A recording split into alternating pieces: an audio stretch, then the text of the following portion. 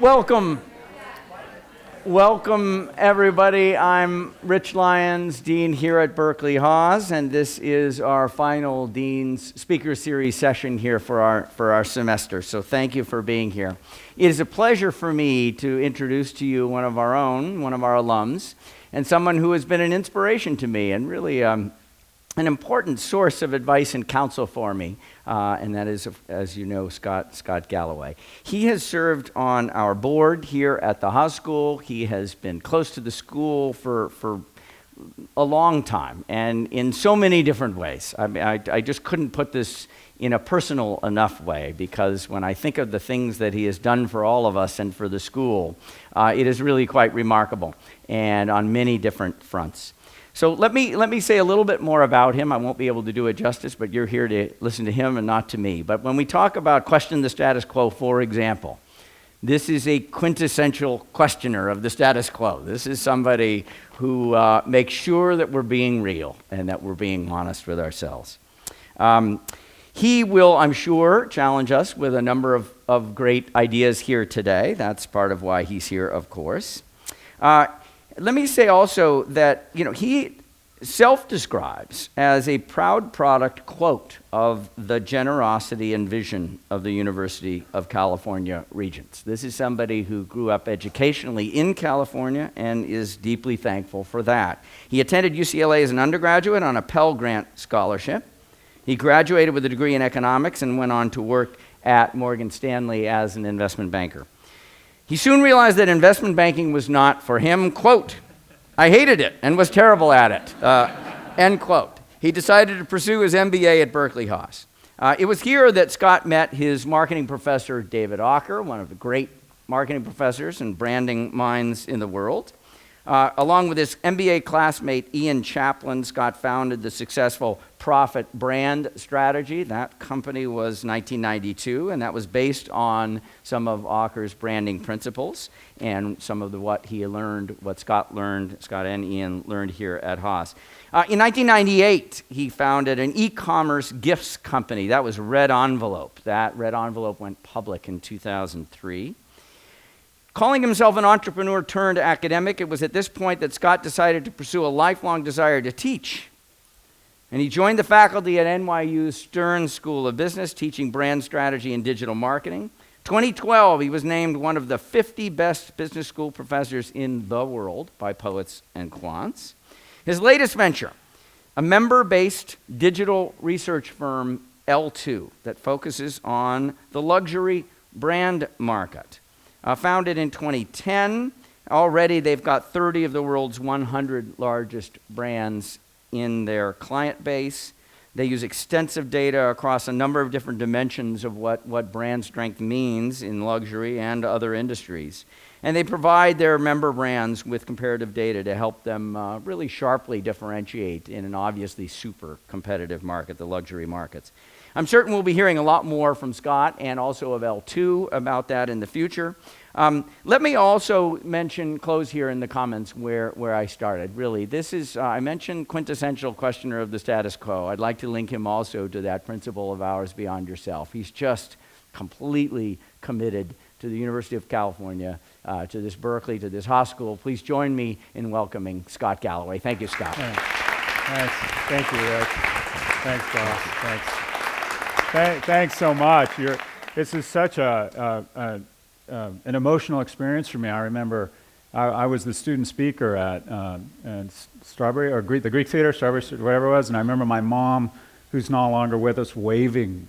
She was just so proud. Anyway, I'm crying before I start. So I work for a company called L2, and we are a data-driven company. We track 1,850 data points across the 2,000 largest brands globally, and we like to think that we're train spotters and we can see patterns. And thinking a lot about the companies that disrupt traditional industries, and if you were to play the Final Four over and over in business, it always comes down to the same four teams, is what I find. It's either Amazon, Apple, Facebook, and Google in almost any Final Four and any tournament around these categories and these industries. And there's some really wonderful, inspiring things about that, and I also think there's some dangerous things about that. And one of the wonderful things about being an academic, and one of the great things about America and this notion of tenure and academic institutions, is that you're given license to pursue the truth regardless of who it offends, which fits my personality well. So the idea of being an academic and also getting a chance to go out and collect data and then talk about business is really an intoxicating opportunity. So I'm going to take you through today some thoughts around what I call the Gang of Four: Apple, Amazon, Facebook, and Google, and then reminisce for just a few minutes about Berkeley and some of the stuff I've been doing since graduating, and then if we have some time, open it up for questions. So with that, I'm going to go fairly crisply here. I'm going to save the ad on L2. So 1,850 data points across 4 dimensions: site, digital marketing, social, and mobile. And we do it across a ton of brands. And we'll go out and then make big predictions. And like Eisenhower said, plans are useless, but planning is invaluable. I think predictions are a lot of fun, even if you get them wrong. And under the auspices of getting stuff wrong, I spoke at a conference last year in Germany where I predicted that Amazon would decline in value, that the world is moving towards multi-channel retail. Consumers want multiple touch points. No consumer lives in isolation of any one medium. So we would have finally an era where Amazon declined in value. And literally the moment I said that, it got a ton of play. It got over 1 million views on YouTube, which for a professor is a lot. And if you want to be invited to every retail boardroom in America, just be critical of Amazon, right? Because everyone is just so ready to hate Amazon. And so I made this bold prediction when the stock was at 300 and laid out my case that Amazon was going to decline in value. And literally the moment I said it, this is what happened to the stock price. So the first big data observation is we get it wrong all the time. Let's talk about these companies. $1.3 trillion combined market cap in 2015. Now they're up to about 1.8 trillion or 1.6 trillion. So basically the GDP of Canada is what these 4 companies represent. And to talk about the outsized value creation they have, there's about 350,000 people working for all 4 of these firms. So that's the equivalent of the GDP of Canada being produced by the number of people who live in the Lower East Side of Manhattan. So we have never seen this small a group of people create so much economic value in the history of modern business. And if you were to look at the GDP of nations, it largely correlates to their influence globally. And as you can see now, these companies have more influence than many nations. If we even take it further than that and go with the analogy, Amazon's market cap is equivalent to the GDP of Romania, Serbia, and Iceland. Keep going. Apple, you get to add in Ireland and Finland. Let's talk about Facebook. We add the Czech Republic and Belarus. And then if we add Google, we pick up Denmark, the Ukraine, and Bulgaria. And if we add in, trying to get closer to this, if we add in Alibaba, we end up with a combined market cap that's equal to the GDP of Russia. So, and I would argue that other than having nuclear weapons, these companies have more influence on society than Northern, Eastern Europe, and in many instances, Russia. And this is both a good and a bad thing. So let's talk about Google. Google's market cap, and this is an infographic scaled to size, is greater than a ton of ad-supported media companies. I mean, you have some of the most iconic media companies that have taken generations to build, and they still don't add up to Google. Amazon, if you don't include Walmart, it's tough to find as many retailers who add up to the market cap of Amazon. Amazon in November and December of last year were responsible for 43% of all online sales. The next 10 were responsible for 25. So think of an industry where the number one leader, the number one player is doing 43%, and the next 10 combined are doing 25%. The same is largely true in Europe, very concentrated towards Amazon. Amazon's actually growing faster in Europe than it is in North America. Now let's talk about Apple. This is apples to oranges, if you will, because on the left-hand side we have their growth, what they added to their top line, and then on the right side we have total revenues. So Apple added last year to their top line Louis Vuitton, Coach, Prada, Hermes, Michael Kors, Richemont, and the Kering Group. That's what they added last year. And everyone's worried and talking about how Apple is slowing down. Apple added $52 billion to their top line revenue last year. So in sum, it's Jeff's, Larry's, Tim's, and Mark's world. We just shop, search, text, and post in it. Now, typically at conferences or gatherings like this, we talk about winners, and we like to think that the rising tide is lifting all boats, but in a 1.8% global GDP growth economy, if a company is growing faster than 2%, there's someone on the losing end of that. And people don't like to talk about the losers because they're ultimately going to offend somebody, and they're worried about losing clients or losing opportunities. But it's just as interesting, and quite frankly, it's probably a greater ROI to talk about the losers because it's an underinvested theory. It's an underinvested explored part of our economy is who's getting hurt by the incredible growth here.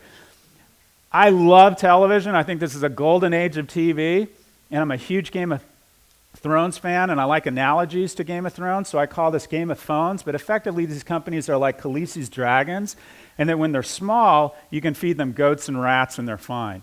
But when you're Apple and you have to grow your revenue 52 billion and you're Amazon and you have to grow your revenue 16 billion every year, you have to start feeding them cities, right? They get really big. This is Westeros for those of you who don't know Game of Thrones. So the question isn't whether they're going to get into self-driving cars, grocery, media, television. It's not if, it's when. They have no choice. These companies have no choice but to get into these industries because they're so dominant in their current sectors that to maintain their incredible expectations from the marketplace, they have to get into these large, high-margin businesses. So let's talk about Facebook and Google against the media industry, or think of them in the media context. Grew 40% and 12% respectively for an average growth rate of 26%.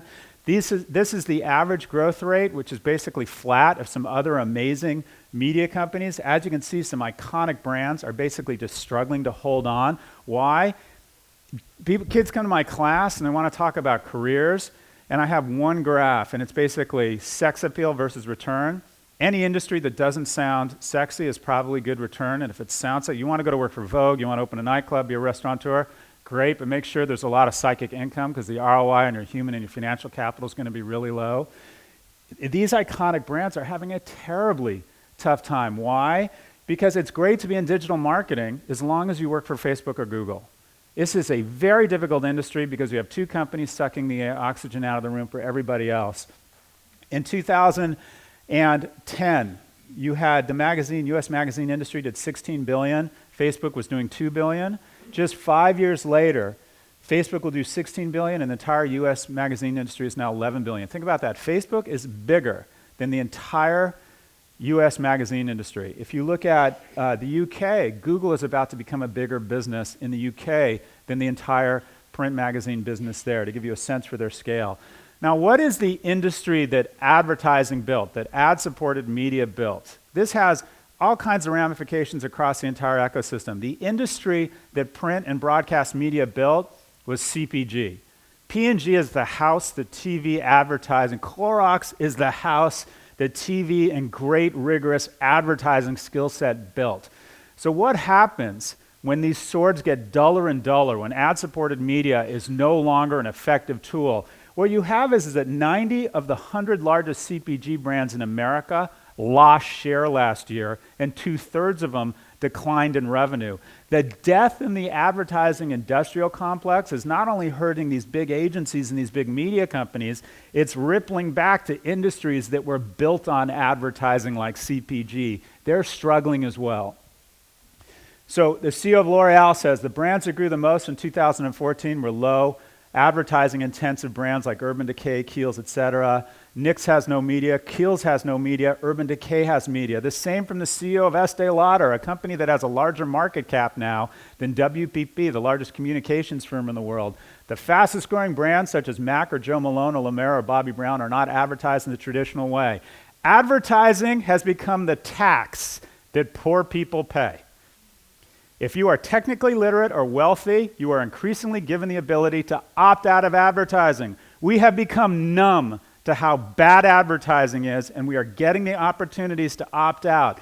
How many of you watch Modern Family off of iTunes when you could get it on demand from ABC News or ABC.com, but you'd rather pay the $1.99 than endure the advertising, right? Business Insider made $35 million last year and had 70 million people go to their site, which means they're getting just 50 cents from us so they can reload the page with all that video and all that ad crap they're constantly inundating it with. Think about TV advertising and think about how ridiculously bad the advertising is in terms of its relevance to you. Chances are you do not have restless leg syndrome. Chances are you do not drink light beer, and you're not in the market for a Hyundai. Advertising does not work. 80 to 90% of the advertising industrial complex does not work. And so wealthy people are using their DVRs and over the top. Look what's growing in media. It's all non-ad supported. It's HBO. It's Netflix. Why? Because just as we became in this country numb to the idea of mass shootings and woke up and realized this is awful, we don't need this, we become numb to how bad advertising is, and the public's waking up and going, I don't need this. I don't need advertising in my life, and they are opting out of the system. Do not go to work in an industry that is either built or dependent upon ad-supported media if the sun has passed midday on these industries and these firms. Any ad agency execs with us? They're not just befuddled prey waiting around. They're trying to make this transition to the great digital future. My favorite example of this is we scrape data from LinkedIn. These are some great media companies. Mindshare, MEC, if you're looking to meet with their chief digital officer for lunch and he or she stands you up, no problem. There's 5 others. These companies have 6 chief digital officers. I love that. Just call everyone a chief digital officer. Let's look at the Adtech ecosystem. This is Illumiscape. All of these companies are great, well-funded ad tech companies that should have a great future. But let's really look at what's happening in this great high-growth industry. There's Google and there's Facebook, whose stocks are up 40 and 42% respectively over the course of the last year. Here are all the other publicly traded ad tech companies. As you can see, there's a big difference. There's Facebook and there's Google, and then there's everybody else. And everybody else is dying. And we like to think this is a robust, great ecosystem with tons of opportunity. Again, digital marketing is a great business as long as you're working at Facebook or Google. Everybody else is waiting around hoping to be acquired by Facebook or Google or to go out of business. We've entered into this gestalt in the venture capital community and the ecosystem of entrepreneurship, which I call get rich or die trying. When I got out of business school here, there was a notion, build a great company, sell for a good amount, good return to stakeholders. Now it's be a unicorn or die, right? Your venture capitalists have to get 1 or 2 unicorns to pay for their return on their portfolio. So singles and doubles just don't work. So while we had some of the biggest exits in history, there's fewer and fewer of them, and it's becoming a winner-take-all economy. And it's dangerous, because if you believe the media, you would think that there are 400,000 people working at Uber. There's only 4,000. There's 1.1 million partner drivers who don't share in the equity upside and average $7.75 per hour. But the majority of the spoils of a company valued at $60 billion are being split by 4,000 people. That's great if you own real estate in San Francisco. It's great if you own the Ferrari dealership in Portola Valley. It is bad for the fabric of America to have so much wealth concentration, so much wealth creation with a small group of people. The heroes and the innovators of yesteryear, Unilever, $150 billion market cap, 150,000 middle-class households spit into the world globally. Intel, more efficient, only 100,000 people, $160 billion market cap. Facebook, $300 billion market cap, 12,000 employees. We have moved into an economy where the perception is we're creating a ton of great jobs, when the reality is we're creating a small number of ridiculously high-paying jobs, and everybody else is fighting over the scraps. And it is a dangerous place that we are headed. Everybody's cool. You should see when I give this speech on the West Coast. They're like, wait, what, you're a socialist now? So I feel like I'm home. What is the future of media? We still love brands. We still need to understand and learn about stuff. The future is mobile advertising, a mobile phone, ads and search ads on a mobile device. There are 2 companies that control 51% of global mobile ad revenues, and every day they control more. Think about this. The most exciting, fastest growth part of the entire media ecosystem is controlled now by two companies. Let's talk about Amazon and Apple in the context of retail. So they combined grew $65 billion in revenue. As we mentioned, Apple was at 51, Apple was at 14.5. You can't find enough retailers to add up to that much growth. They just don't exist. Nike, an amazing company. Its best year in history, 2015. Its stock up 40%. They grew their revenues $2.8 billion. Apple grew their revenues 51. You can't find enough companies. The only way you can find enough companies to add to the global growth of these two retailers, if you will, is to add in companies like Toyota, Daimler Chrysler, BMW. You can add up the most iconic, biggest companies in the world, and you have to keep going until you finally add up to the revenue growth of Amazon and Apple. Amazon was responsible for 24% of all retail growth in America last year and 51% of all e-commerce growth. Think about what an amazing ecosystem and how much opportunity there is in e-commerce. The majority of the growth in this amazing growth sector came from one player. 51% of growth in the US online came from Amazon last year. Amazon has redefined business. And the thing that's so wonderful, I think so amazing about Game of Thrones, back to television, is Game of Thrones redefined our relationship with leading characters and protagonists. And that is, we've had this agreement with media companies that they'll build up someone we become emotionally involved with and buy into, usually a dude, usually a good-looking dude who has some scary kind of spy skills, right?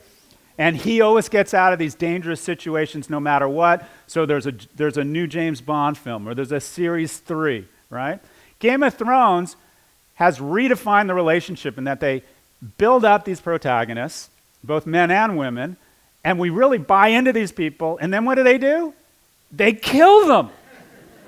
And it's absolutely game-changing. And Amazon has had this Game of Thrones game-changing. Imagine if Goldfinger had let the laser kept going with James Bond, right?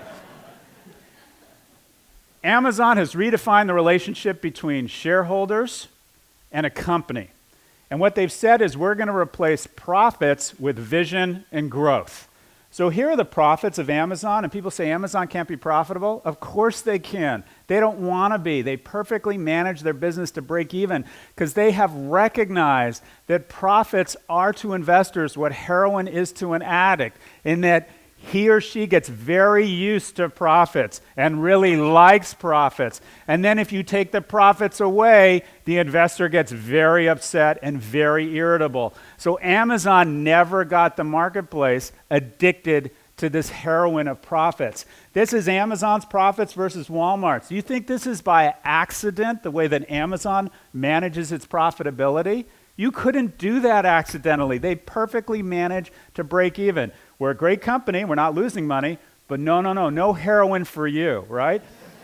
Look at Walmart, massively profitable. Walmart has the correct response last year and says, we have to respond to Amazon. We're going to make a $2.5 billion increase in CapEx around technology. That is absolutely the right move, absolutely the correct response. And within 20 minutes of announcing that, they shed the value of Macy's. Their stock gets hammered 14%. Because, yeah, that's all fine and good, but don't take away my heroin.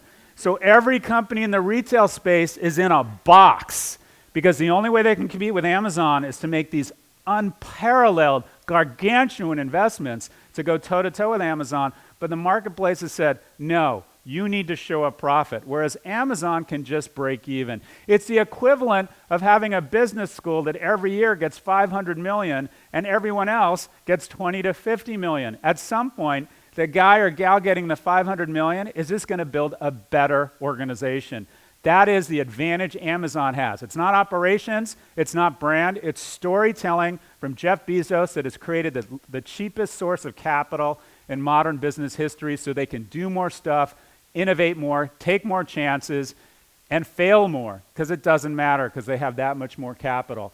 Mickey Drexler, the CEOs of The Gap, and J. Crew summarized it perfectly. How do you compete with a giant that doesn't want to make money? That's what the world is competing with in retail against Amazon. What is the product that defines our age? I think most of us would agree that's the smartphone.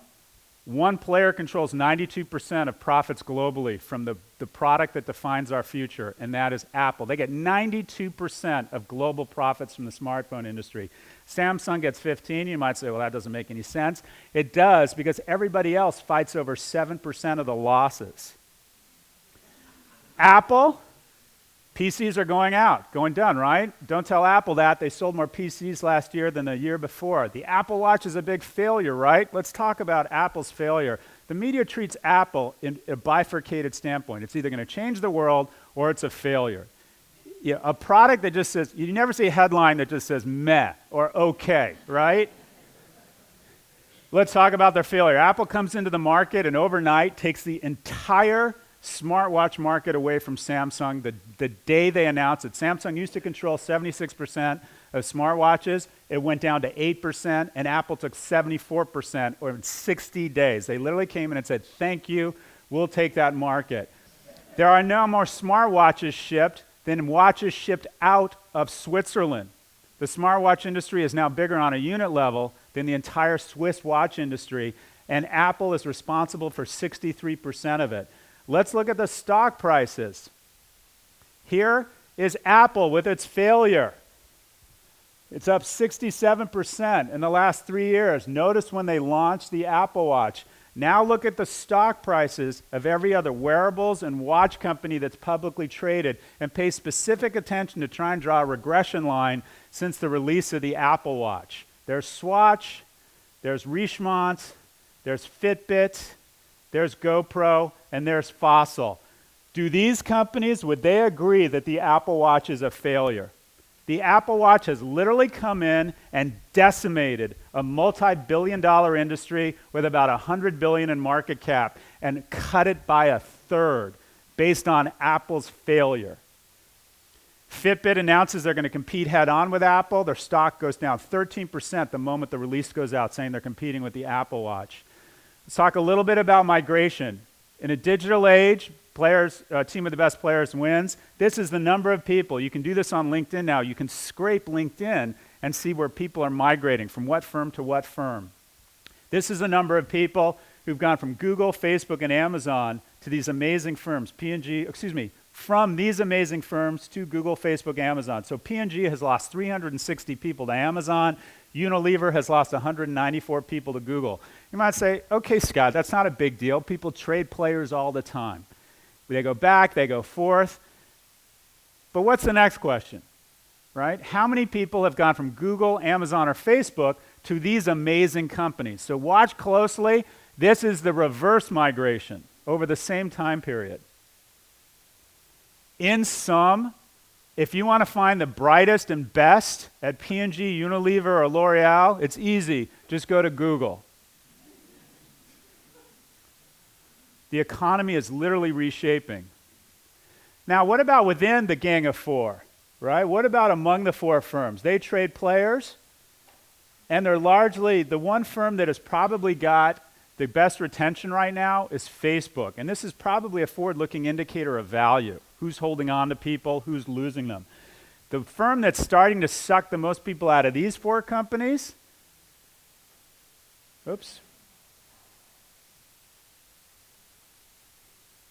is Uber. 1 out of 4 people who work at Uber came from one of these four companies. What company is effectively acting as a giant HR and recruiting vehicle for the entire industry, brings them on, pays them well, trains them, and then they leave? Yahoo.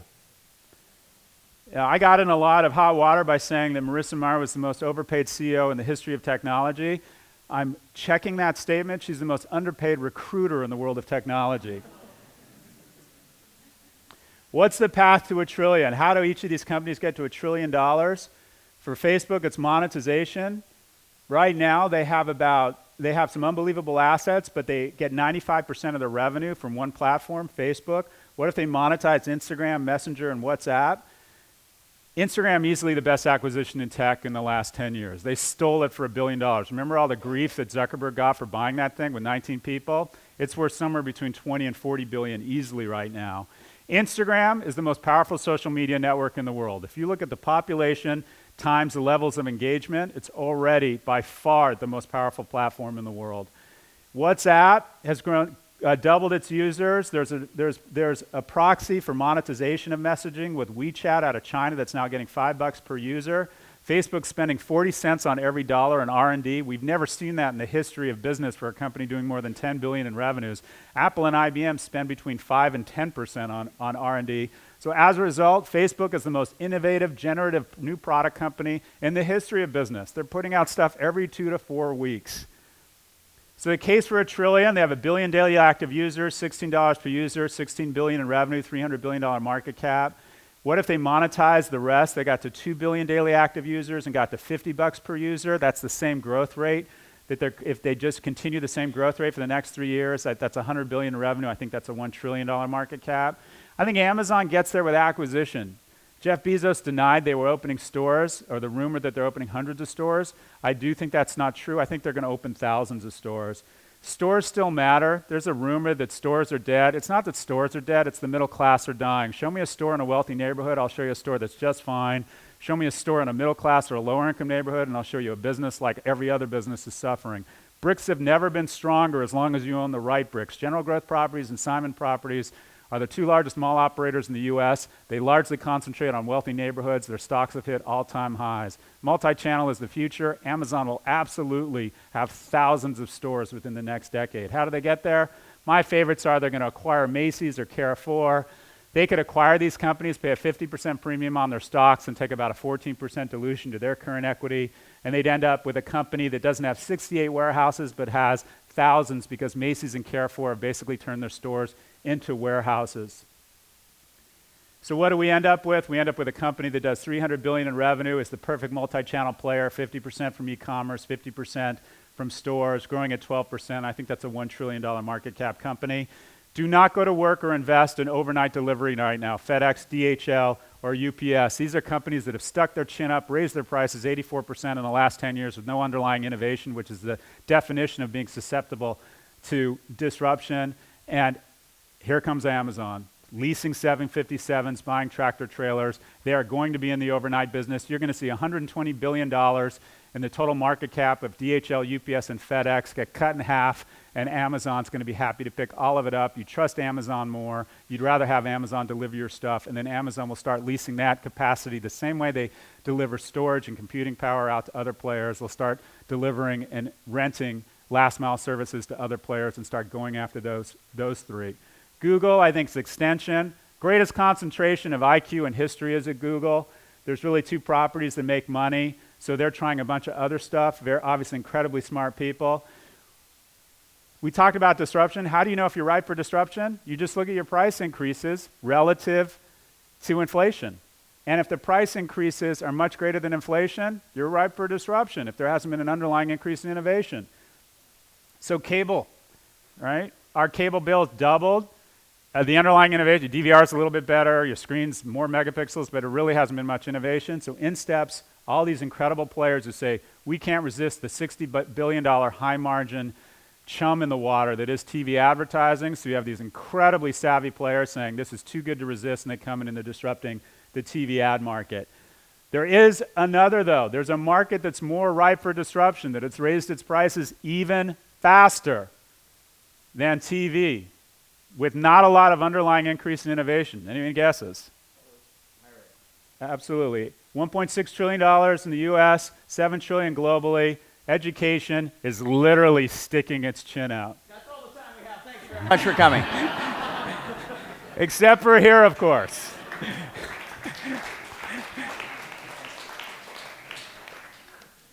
So, I teach brand strategy on Monday nights, which is basically David Ocker's class that I took here with updated case studies. I have 325 kids enrolled in my class. That's $1.9 million. They pay $6,000 for me for 12 nights in a room with a projector like this. That's $163,000 a night. I remind myself of that every time I go into class, so I'm tempted not to just phone it in. To give you a sense for how outrageous that is, granted, my agent, NYU, takes a 97% commission, but I'm getting paid, technically, more than these amazing football players get paid per week. I'm paid more for my skills than these guys. You can see this makes no sense. I am paid more than every cast member of the most recent installment of Star Wars, with the exception of Harrison Ford. By the way, for the next one, I think I would be awesome. I'm ready. I am ready, and I will cut my fees. Adele, until her last album, made less than I did when she would tour. I made more money per week than Adele until her most recent album.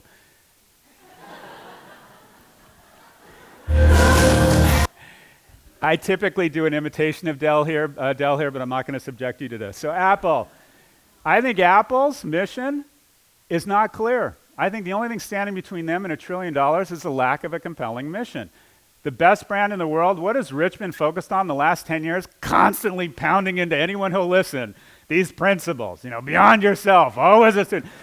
And you get sick of it. But what you realize is how powerful it is, because if you don't have it, it gets in the way of people investing in you, because they judge you on what have you done for me lately if they don't understand your mission.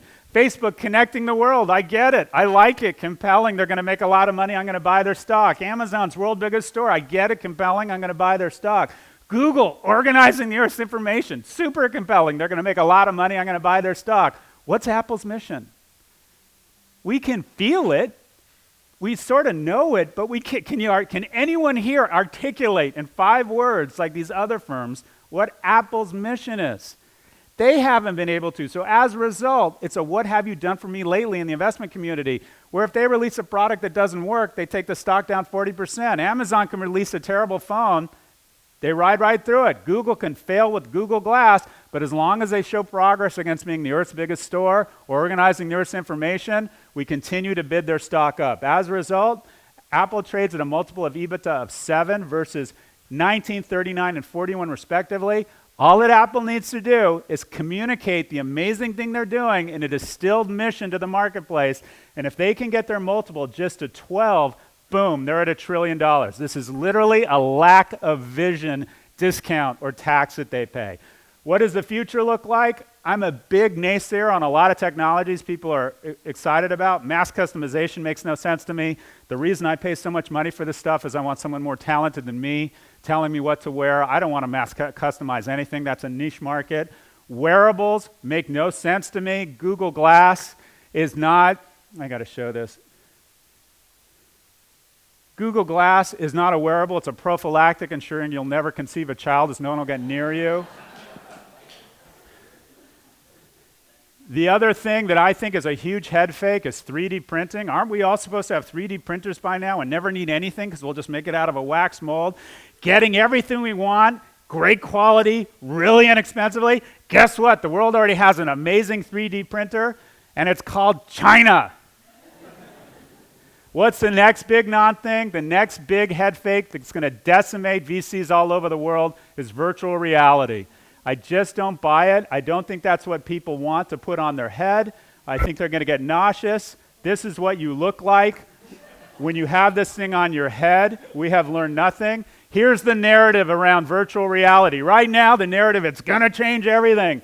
Then it's going to go, it's going to change business. Then it's going to move to, no, well, it's not going to change business. It's going to change entertainment. Then it's going to be, well, maybe it's not going to change entertainment. It will definitely change video games. Then it'll be commercial applications. Then it'll be niche commercial applications. And we'll finally end up where all overhyped technologies end up, and that it's going to change porn.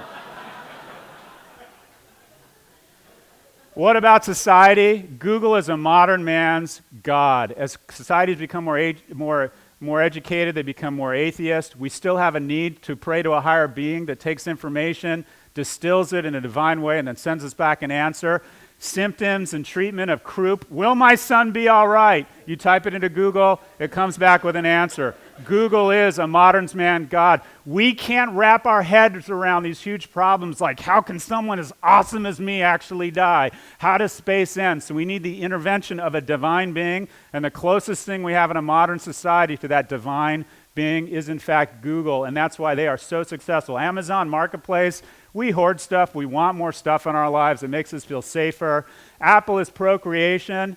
This is the first slide in my class. There's only 3 things we do in business. We appeal to the rational organ, the brain, transportation, commodities. You do not want to be in this business. The brain's the ultimate competitor. It will starch out all the margin in the business. Then CPG figured out, let's move to a more rational organ, the heart, and that is choosy moms choose Jif. You love your kid more if you use this peanut butter or wash their clothes in this detergent. And then the margins get really great when you move even further south to talk about procreation. If you haven't done really stupid things with your genitals, you haven't lived. And luxury brands tap into that stupidity, right? This isn't a watch. It's an $11,000 mix of steel, glass, and movements that cost $1,000 that makes me feel more Italian and more masculine. And it's not saying I'm into watches. It's saying to women, if you mate with me, your children have a greater chance of survival than if you mate with someone wearing a Swatch watch. We'd like to think we're more evolved than that. We're not. Estee Lauder, LVMH, and now Apple have tapped into that. Apple sang to our brain with a better computer. Then it went into music, which was emotional, and now it's moved down to the genitals. This is the ultimate signal of wealth and opportunities in terms of procreation. This says you're smarter, better educated, and have a greater likelihood of a random sexual experience than if you're carrying Android.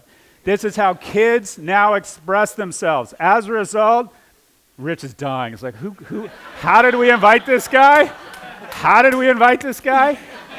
As a result, Apple has 32% operating margins, greater than LVMH. We've never had a company that has had the scale of Toyota with the margins of Ferrari. No company has ever been the low-cost producer in terms of volume with the margins of the premium price product. We've never seen that before in a company, and it's because they have migrated successfully down the torso. Facebook is love. We as a species need to love and to be loved. The number 1 indicator of your longevity, or number 3, is your genetics. We like to think genetics are number 1, they're number 3. They're less important than you would think because we like the security of thinking the die have been cast, and no matter how badly I abuse my body, I'll live to 95 because grandma popped it, right? It's not that way at all. Number 2 is lifestyle. In sum, don't be obese and don't smoke, and you screen out 60% of cardiac and cancer diseases. The number 1 indicator of how long you will live is how many people in your life do you love. Specifically, are you a caregiver? It's not how many people that love you. People who have a lot of people that love them report living more rewarding lives, but they don't live any longer. New mothers do not die. If your aging parents move in with you, your life expectancy immediately goes up 3 to 5 years. We have a part of our brain that senses whether we are adding value, and the greatest value add in life is to love others and take care of them. And then a hormone goes out, clears out the bad cholesterol, and you live longer. I believe Facebook is letting us love at scale. I think it's very instinctive. Our ability to make connections with people, check in on them, take care of them. I believe that is what Facebook is letting us do at a scale that was previously unimaginable. I'm going to wrap up here. Technology is doing some amazing things, more environmentally sound products, giving people born in the right place with the right education opportunities that we've never seen the likes of before. A certain amount of income inequality is a good thing because it's motivating. You can't see this, I took a screenshot I got from Uber just 2 days here at San Francisco, and it said, your driver, Kang, is hearing impaired, please put in your address. I mean, there's some amazing things we're doing with technology. The hard part is, for me, are we in fact, I'm going to skip through some of these things, do we have the greatest concentration of wealth and IQ in history to sell another Nissan, right? We're making incredible progress against the meaningful, but I worry we're not making much progress against the profound. Health, safety, and safe harbor from violence, status, gender equality, income inequality. There's some big problems that if you're on the wrong side of them are a hell of a lot more meaningful than getting to the right place for $5 instead of $8, or having a bigger TV, or having someone serve you the right ad at the right time. The best and brightest used to go to work for NASA. Now they go to work for Twitter. And I'm scared we're getting a little bit screwed up in terms of our priorities and the outcomes. The most exciting thing about technology, I think, is empathy. I think there's a direct correlation between broadband speeds and our likelihood to go to war with each other. China has very low bandwidth. North Korea has no bandwidth. The less we understand about each other, the more likely we are to make stupid, aggressive actions. People with the same economic system do not declare war on each other. As soon as countries get more and more bandwidth, They understand us, we understand them, and I think we are less likely to commit acts of violence against each other. So I think the greatest thing that's happening in technology is an increase in broadband that is infecting the rest of the world.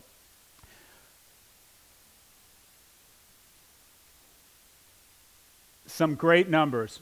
Abject poverty down 75% in the last 20 years. We thought we were going to cut it in half. We've cut it by 3/4. It's going to be halved again in the next 10 years. If you have a kid right now, or you're expecting, the life expectancy is 100 years, and that child has less likelihood of dying at the hands of another human being than any child in history. Literacy's up, life expectancy's up, and a lot of this is being enabled by technology, so I always like to end on a positive note. So I'm going to leave it there. I'm going to spend 2 minutes waxing philosophical or sentimental about Cal and my experience since Cal. Graduated from UCLA, or so the story now for UC kids is some exceptional kid that Rich and his team or people from UC find and pull them out. I did not get good grades, but I didn't test well either. I was a unremarkable kid, but the University of California, the UC system in the 80s said, if you graduate from high school with a B average, we'll let you in somewhere. So I got into UC Riverside, and then I got off the wait list at UCLA, and in exchange for that generosity and that belief in me, I rewarded them by graduating from UCLA with a 2.27 GPA. That is a true story. Rich can confirm that. Dan Sullivan reminded me of that just about 45 minutes ago. And then Dan Sullivan and Fran Hill took another chance on me and let me into Haas, which made absolutely no sense. School for me was $6,000 tuition, undergrad and grad. I started Profit with 3 clients, Levi Strauss & Company, the Haas family, Dryers, Rick Kronk, and William Sonoa, Howard Lester were my first 3 clients here. I do something I love. I have economic security because of the generosity of the University of California. So the largest shareholder at L2 is me. The second largest shareholder are my venture capitalists who put $20 million into the company. The third largest shareholder is the University of California. I am so committed to making sure that this good man and his good team continue to do for me, what we can do for everybody else. The stat I love about Cal, and the chancellor did this when he was in New York, I'm not only getting emotional, but I'm literally running out of oxygen, is Cal will graduate, Berkeley will graduate more kids from low-income households this year than the entire Ivy League combined. So it's such a great honor to be here and to see what fantastic stewardship we have of this institution that literally gave me this just so much. I'm going to leave it there. Thank you very much for your time.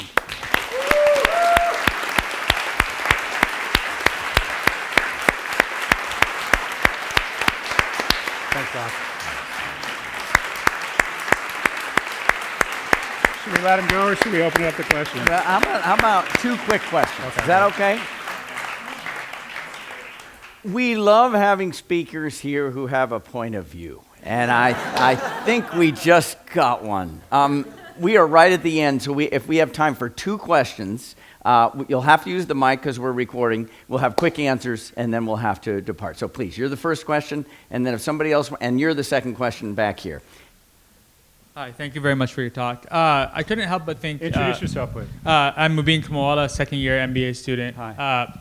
I couldn't help but think that Teddy Roosevelt is probably rolling in his grave right now about the Gang of Four and thinking about these will become monopolies in the industry. So how do we go about, as a government, in making sure that these don't become monopolies and overtake the consumer? You know, that's such a thoughtful question, and my guess is there's so many more talented people here that can answer that than I can. It's above my pay grade. I always come back to the same place, and that is you've got to give as many people as possible the opportunities to go be disruptors themselves, and it kind of all comes back to education for me. And that is, you've got to give as many people as possible a chance to go after their piece of the pie. But I do worry that, I mean, and I can say this in Berkeley, and I say this everywhere, but I'll get more receptive. I think that there's absolutely no excuse to have a long-term capital gains tax. Why am I being taxed at 20% when I sell shares For some reason, we've decided that capital is more honorable than sweat, that the money that money makes should be more precious and treated more benign, in a more benign way from a tax status than actual work, which to me is nothing more than a transfer of wealth from the middle class. Who owns assets? 92% of stocks are owned by wealthy people. It's just, why do we have this protected class, which quite frankly, I'm a part of? It just makes no sense to me that we would let people accrete so much wealth and then put this chaser effect on it of lower tax rates. It absolutely is totally backwards to me and not a progressive society and not how we encourage. I mean, we've taken income inequality, and a certain amount is good for it. I love living in a nation where there's some income inequality, where the combination of luck, talent, and hard work can give you a great life. I think that's important.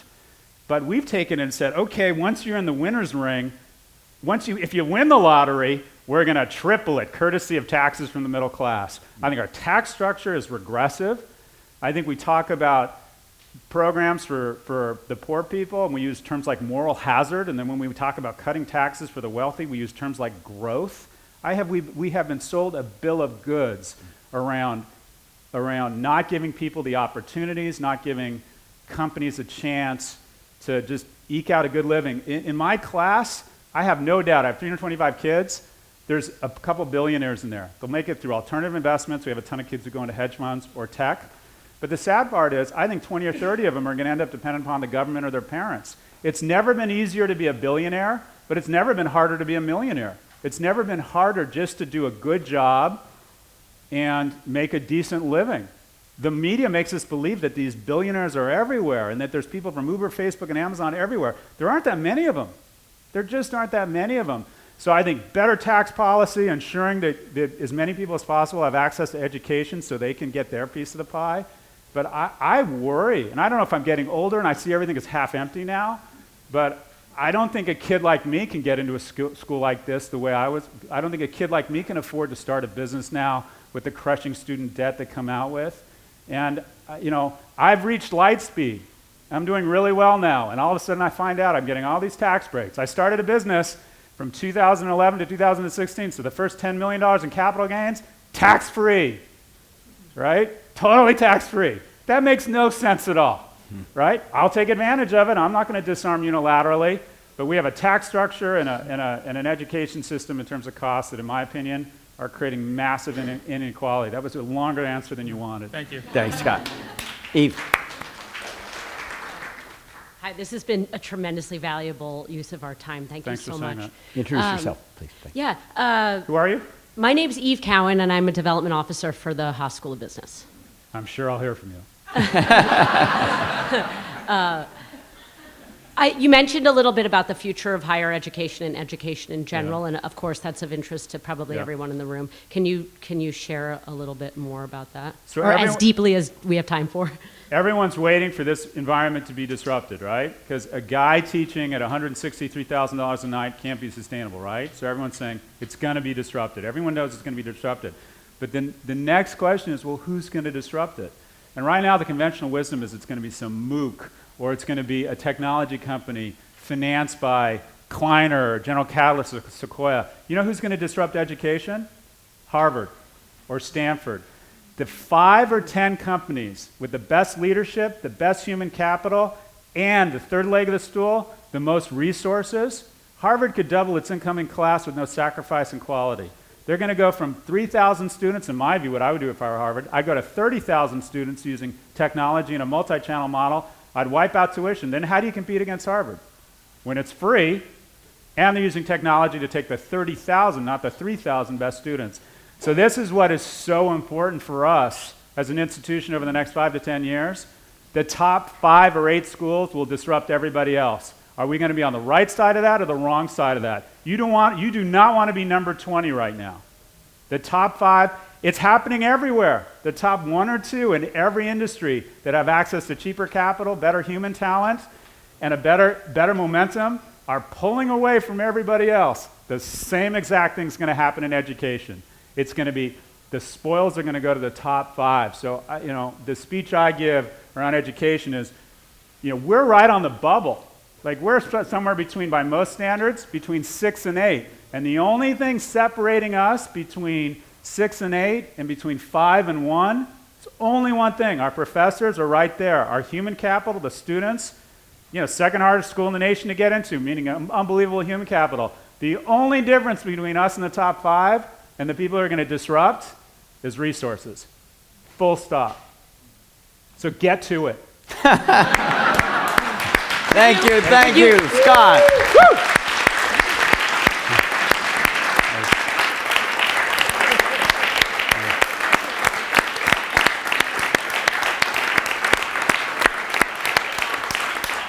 And I'm going to go get to it as well. Thank you for coming.